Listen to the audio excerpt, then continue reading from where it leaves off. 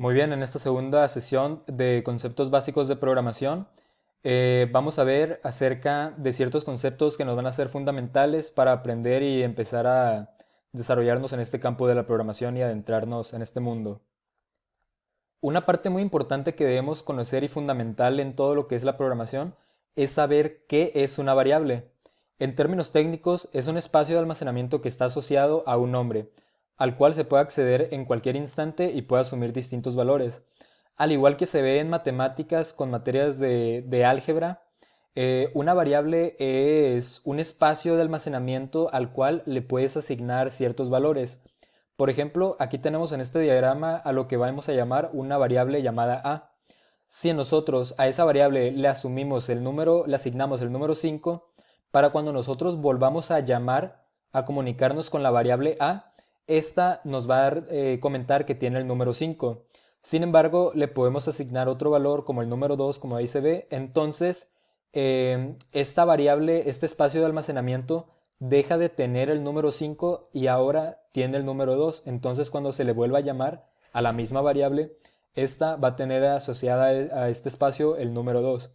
De ahí viene que se llame el nombre variable, porque es algo que está en constante cambio, que tiene variación.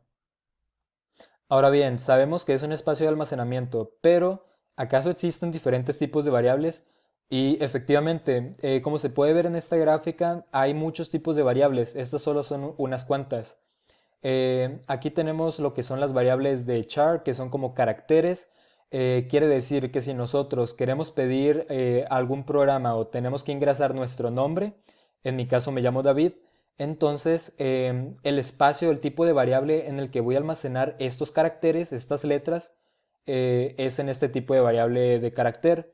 También existen las variables de int, que son las enteros, float, que son las que tienen número decimal, y double que tienen muchos números decimales. Cada uno de estos espacios tiene diferente capacidad. Como podemos observar, uno de carácter tiene 8 bits, uno de número entero 16 y así. ¿A qué nos referimos con los bits? Realmente el lenguaje de las computadoras es en su mayoría binario, es decir, se comunican a través de ceros y unos. Entonces es importante saber que un bit se refiere a un espacio de un dígito binario, es decir, a un 0 o a un 1. Y bien, un byte se compone de 8 bits. Entonces todo esto nos sirve para entender cómo funciona el almacenamiento en las computadoras. Por ejemplo, yo puedo decir que mi celular es de 64 gigabytes. Entonces es la capacidad de información que se puede almacenar en él. De igual manera, esto ocurre en la programación con las variables. Por ejemplo, en una variable tipo entero tenemos un tamaño de hasta 16 bits, es decir, 2 bytes. Y como cada bit es un espacio de un número binario, un 0 o un 1, si ustedes tienen acceso a una calculadora ahora mismo y elevan el número 2 elevado a la 16 potencia, van a obtener el valor de aproximadamente 65.536, que es precisamente el intervalo de valores que se mencionan a la derecha, de menos 32.768 a 32.767. Entonces, de esta manera podemos familiarizarnos un poco más acerca de cómo es que funciona el almacenamiento en estas variables y por qué es la capacidad que tienen en cada una de ellas. Ahora bien, estas variables pueden servir como para que nosotros las tengamos como salidas o como entradas. Aquí menciono un compilador en internet que se llama REPL.it. A este compilador pueden acceder gratuitamente, solamente se tienen que hacer una cuenta y es completamente gratis, en el cual pueden programar en una gran variedad de distintos lenguajes de programación. Aquí, por ejemplo, tengo un ejemplo en el cual se tiene una salida en la cual se dice, hola, ¿cómo te llamas? Al lado izquierdo tenemos el código que se programa y a la derecha tenemos la consola, que es bien donde se ejecuta este código. Entonces aquí, por ejemplo, tenemos la salida output como se ve de comentario, en la cual se pregunta al usuario, hola, ¿cómo te llamas? Después se puede observar que asignamos a una variable el cual se llama nombre el input, que el input viene siendo la entrada de que nosotros le vamos a dar al sistema. Entonces, como se puede ver a la derecha en la consola, en ese momento yo ingresé el nombre David. Entonces, en ese momento la variable nombre ahora tiene de valor mis caracteres, o sea, los caracteres del nombre David.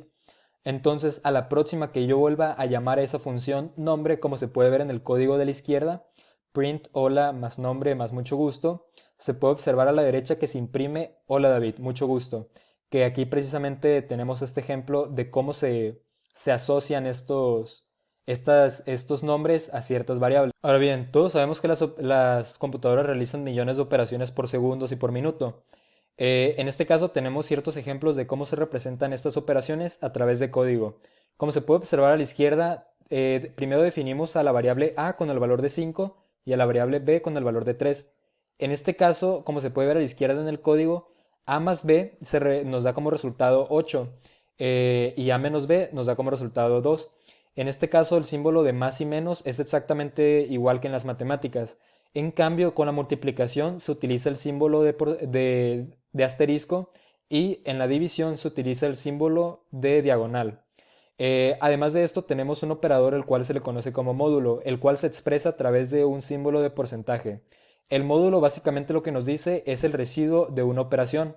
En este caso tenemos 5 módulo 3, 5 entre 3 nos da 1 y su residuo es 2, como se imprime a la derecha en la consola. Ahora bien, nos topamos con la pregunta, ¿distintos lenguajes de programación, acaso esos no es mucho problema? De hecho, no hay absolutamente ningún problema debido a que es la misma lógica la que se utiliza en absolutamente todas las computadoras y todos los programas.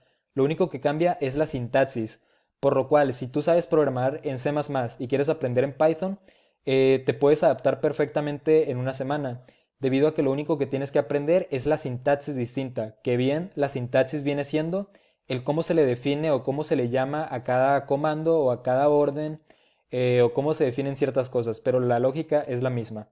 Nos vemos en el siguiente video.